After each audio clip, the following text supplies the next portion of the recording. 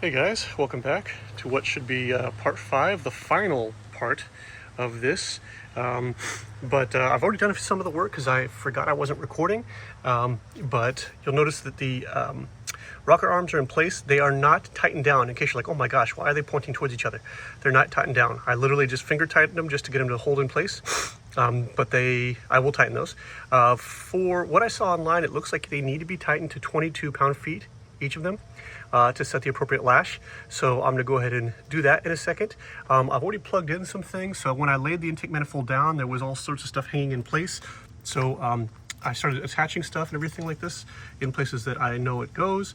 A few of these still need to be plugged in, of course. But as I add things, I go ahead and tighten them in place. I put the throttle body back on. Yeah, I ran the fuel lines are loosely tightened loosely in the back, so they're going to go in a second. Some of the vacuum ports are in place and everything like this too.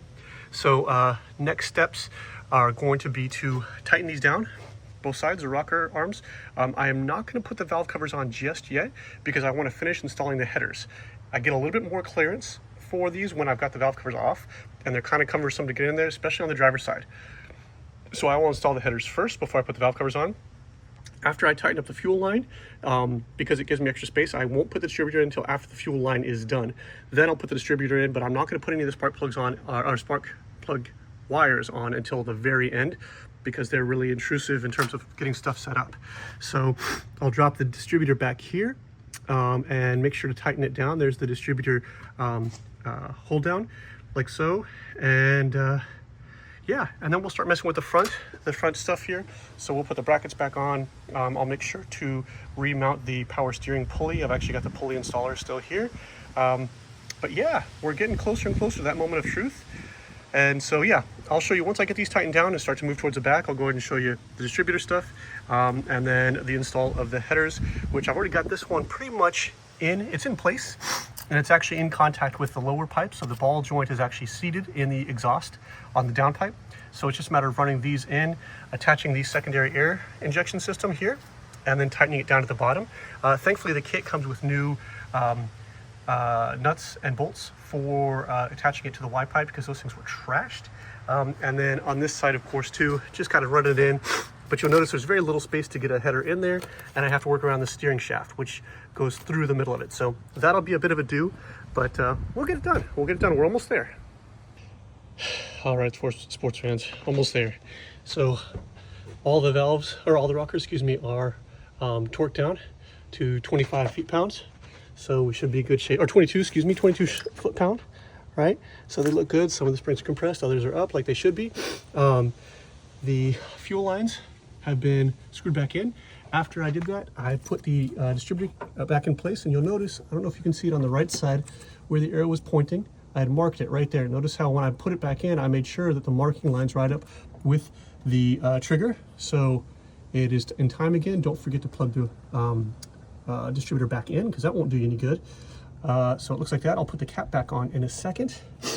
The headers, man, the headers. So this side, the passenger side, excuse me, the passenger side went on really, really smoothly. The only complication is I had to bend the oil dipstick out of the way a little bit. I'll bend it back in place in a second, but really not that bad. And then there was the driver's side. If somebody was asking, what tip do you have for somebody who's gonna do this job? My biggest advice would probably be don't, because it was a massive pain in the butt.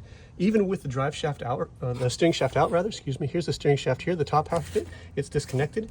All these lines in here are just waiting to hang up on the header. So I actually had to unbolt the reservoir for the power steering pump, move it out of the way, push the secondary air injection tube out of the way, push a lot of these pipes as far out of the way as I could, like so.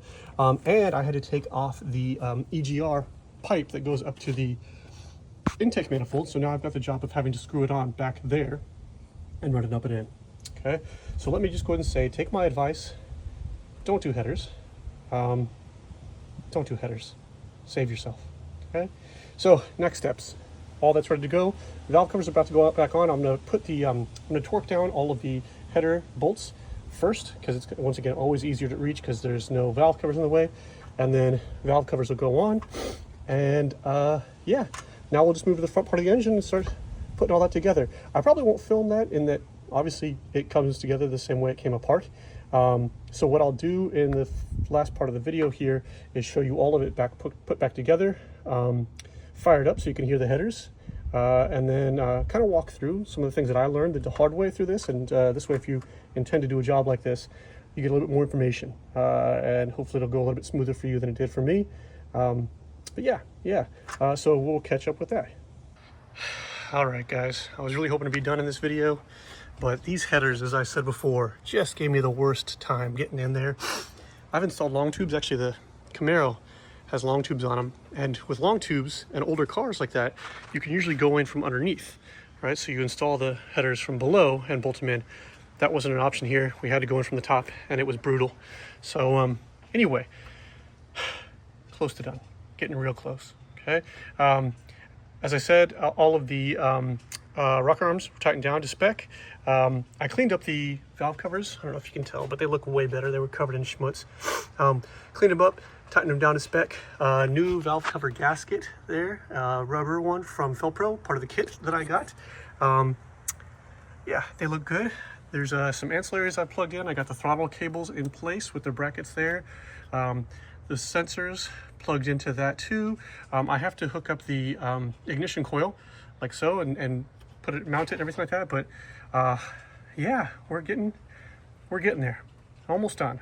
At the moment, what we really just have to do is focus on the front of the engine. So a couple of brackets like so, and then the alternator and AC compressor. And yeah, she should be there. I'm not going to film any of the rest of the process, just because it is, I think that part is fairly straightforward, and you saw me tear it down in the first place, so I'm not going to sweat that. Last video I'm going to do, it'll be done.